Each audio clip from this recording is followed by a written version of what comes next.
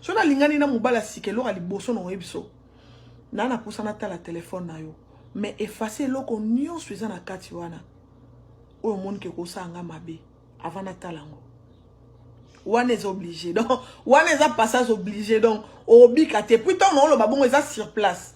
Et ça, te que te, et au sengana, aucun de lobby, pose, ton sous ma photo, mi takala ya basi, bozana bango, ok, chango inbox. Te, one est automatique, to vandi boye, naza pour ça na mon téléphone na yo.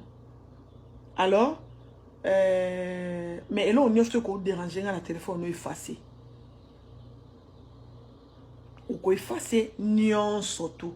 Allez, si on efface mieux tout nga Nathalie téléphone, non so moni ozwanga pozu Nathalie na zongisi. Et là ami balé. Oh non, mesanto na ngoza ko péter devant yo. Je te vandi pum. Excuse. Fona tout non. Eza solo makasi. To solo na ngondeni. Loko eza bolingwa sika e gêné yo. Tant sous lobi to kuta no mona ka sou pum na péter. To tant sous so ye sou pum na péter. O mona sko yo mutu tozano.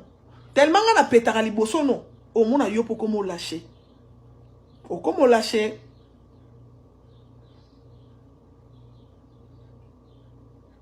Yo pour comment mon asso vandi boy pour péter. Nga on est ko péter même na butu. Je na lali na senti na kangia on na ka soni muta o kanga na péter. Na yo mona ke isa berère.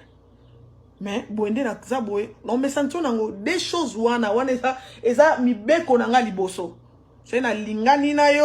To lingani oye pananga naza posa na ta téléphone na yo ibali nyos balingate mais non lobano kaka mais avant na talango effacer lo nyos tout oyoyo e ko déranger nga o zo ta 2 heures du temps yo mo ya palpite po ça bolingwa sika o tosa o efface mon toki allez na kota partout donc na ebi téléphone na côté na tali et puis na tikio na deuxième chose ko péter. On est à deuxième. Na pété. Na troisième. Soit, on va assister nga na osumba. Ou soit, nga na ko assister aux osumba. Donc, pendant l'ongolo, babi loro moro boye, mikie, et on est à si ba tabou pa basi. Soit, tu y na kasa wese nga na koti. Nye bimara kaka solanien. Mais na ozawana. Non, l'action te que solanien na ko gêner nga non. Non, je fort porte na fongoli, non, je fenêtre na fongoli, au moins non solution. Loko eza bolingwa sika, yo e bando gêner yo, komo na ngana mona onde ozo sumba. Mais ngana oza wana ka pona me sanction lo moko.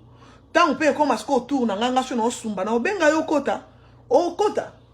To vandi pe na o créer lo kama solo moko we pourquoi? Pour me sana to koma ata yo zo sumba ngana koti, ngana zo sokola yo zo sumba. Soit yo zo sokola ngana zo sumba. To ozo sumbate ngana eka ya pamba na koti na obete o masolo to na fongoli porte na tuni lo mo boye na après na kangi porte. Donc 3 biloko wana za passage oblige. Donc wana za neti débit ya bolingo na nyos to okuta na mukinza na yo ya nyos to po mesana nango o mo na bisika